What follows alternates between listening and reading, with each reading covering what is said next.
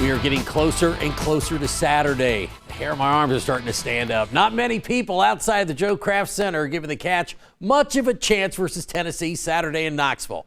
But the team and the coaches say, hey, they're up to the task. They can't wait to get it on Saturday night.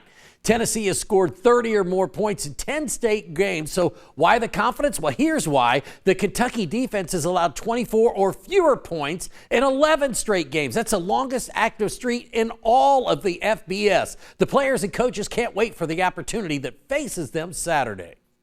It's cool. It's awesome. Like, it's nothing better. I mean, it's that's the reason I'm coaching in this conference. I mean, it's like I've said before, in a lot of ways, it's just different than the NFL and more intense in some ways in those stadiums. I mean, people are living and dying with every call, and it's pretty neat, you know. And there's a real sense of pride that can go with going in and functioning efficiently in that kind of environment, because it's very, very hard to do, and it's a very, very big challenge.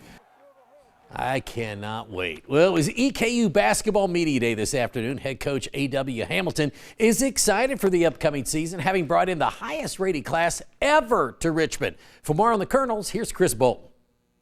The Eastern Kentucky men's hoops team has 9 new faces on its roster this season, but there's one that we all know and love, and that's junior forward Michael Marino. Of course, the Scott County legend is back and better than ever after losing 25 pounds this offseason and is primed for his best season yet. For the first time in my life, at least in college, I've been able to have a real off season. So I actually was able to, not be in a rush to get in game shape and to get back into, that mode that I need to be in come season time. So I was really, really fortunate to have that. I was able to work on my body, work on my skill development and everything else, and kind of turn the tides as a leader as well. So for me, I was able to, accomplish all 3 of those things in this off season. He's 98 threes away from being the all-time leader in threes made at Eastern Kentucky. So who would ever thought when you saw Michael Marino play in high school, let's imagine him 5 years down the road, he's going to set the school record most threes ever made at Eastern. Head coach A.W. Hamilton brings in his best recruiting class yet, best in program history, okay? This class is ranked higher than Mississippi State's, South Carolina's, and Connecticut. So yeah, fans, this team will be a whole lot of fun to watch this season. Wrapping things up here in Richmond, Chris Bolton, ABC 36 Sports. Should be fun in Richmond this winter, that's for sure. The girls' state semifinals in soccer today at Frederick Douglass High School. The first game featured West Jessamine and Elizabethtown. The nightcap, Lexington Catholic and South Oldham. That was all said and done. It was Elizabethtown winning 4-1 in game 1 and South Oldham blanking Lexington Catholic 2-0. And the championship game will be Saturday. A rematch from September 17th. South Oldham won that game 4-0.